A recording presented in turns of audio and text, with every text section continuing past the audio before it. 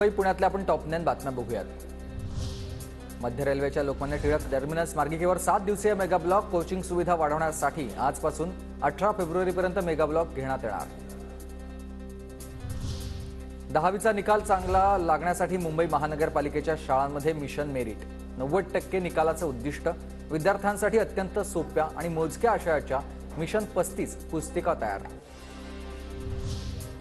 पुण्यातील शिवछत्रपती क्रीडा संकुलात ऑलिम्पिक भवनचं भूमिपूजन, देशातील पहिलं ऑलिम्पिक भवन म्युझियम बांधण्यात येणार।